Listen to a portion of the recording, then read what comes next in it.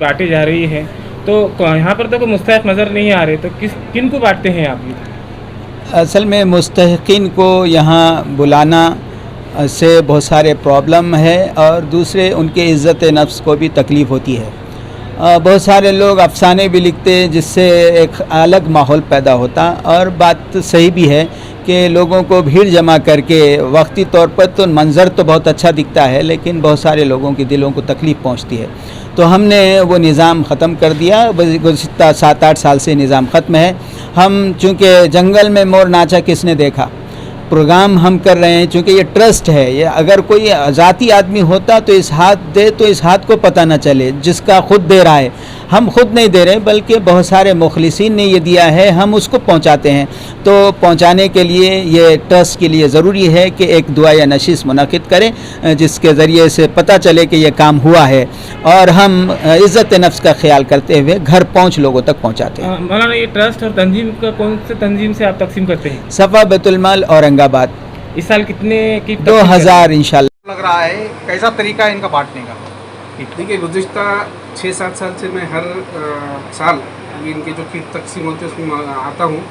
मुझे ये देखकर बड़ी खुशी होती है। पहले जो भी ज़रूरतमंद यहाँ पर रहते थे तो उनकी बहुत भीड़ रहती थी, और जैसा कि मौलाना अनीस नदवी साहब ने बताया कि कुछ ज़रूरतमंद भी आते थे और कुछ गैर ज़रूरी लोग भी आते थे, तो उससे बहुत ज़्यादा भीड़ बढ़ जाती थी। लेकिन उसके बाद लोगों ने एक बहुत अच्छा सिस्टम शुरू किए जिसमें उन्होंने हर महल्ले की ज़रूरतमंदों की फ़हरिस्त तैयार करते हैं, और वो वहाँ के जो मकामी मस्जिदों के पेशमाम और मौज़न रहते हैं उनके ज़रिए मालूमात लेते हैं कि भाई कौन से घर में ज़रूरत है। उन लोगों की ज़रूरत को पूरा करने के लिए ये एक फ़हरिस्त तैयार करते हैं, और फिर फ़हरिस्त तैयार करने के बाद ये किट्स उनके घरों तक पहुँचाते हैं। उसकी डिटेल आपको अभी मौलाना ने बता चुके हैं।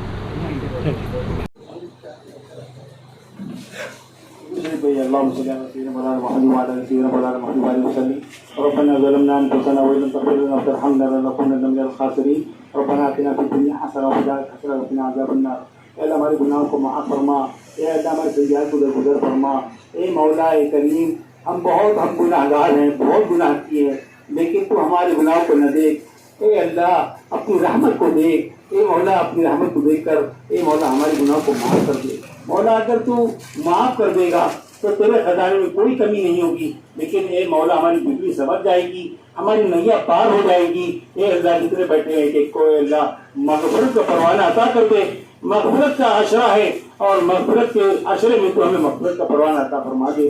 مولا کریم، یہ بہت بڑا کام چل رہا ہے. اے مولا اس میں تعاون کرنے والوں کا تو بھرپور مدد فرما، نصرت فرما. اے مولا کریم، یہ کام بڑا عظیم ہے. ایک ایک کام کرنے والوں کی جان میں، مال میں، عزت میں، آبرو میں برکت عطا فرما. مسلمانوں کی جان، مال، عزت، آبرو کی حفاظت فرما. مدارس کی حفاظت فرما، خانقاہوں کی حفاظت فرما. اے مولا ہمارے شر پسند مدارس کو بھی اس وقت بند دیکھ کر رمضان کے مہینے میں توڑ پھوڑ کر رہے ہیں. ہزاروں کی کتابیں اللہ جلا چکے ہیں، اور یہ ان کا جو ناپاک منصوبہ ہے اس کو خاک میں ملا دے. اے مولا کریم، ہم کو صحیح پر چلنے کی توفیق عطا فرما. اے مولا کریم، مسلمانوں کے ایک ایک بچے کی حفاظت فرما، بوڑھوں کی حفاظت فرما، بچوں کی حفاظت فرما. اے مولا جوانوں کی حفاظت فرما، نسل کی حفاظت فرما.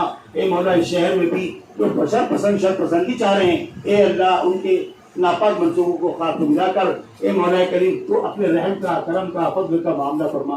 جو ٹوٹی پھوٹی عبادت کی اس کو قبول فرما. مولا کریم، رمضان کا ہم سے قدردانی نہیں ہو سکتی ہے، اس ناقدری کو معاف فرما. بڑی ناقدری ہوئی ہے مولا، جو آدھا حصہ بچ گیا، قدردانی کی توفیق عطا فرما، کام کرنے کی توفیق عطا فرما. محتاج و غربا مساکین کی غربا پروری کی توفیق نصیب فرما.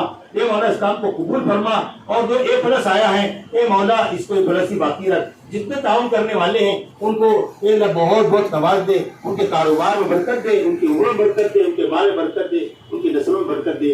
اے اللہ ہماری ان کی دعاؤں کو میں اپنے فضل و کرم سے قبول فرما. ربنا تقبل منا انك انت السميع العليم وتب علينا انك انت التواب الرحيم. سبحان ربك رب العزة عما يصفون وسلام على المرسلين والحمد لله.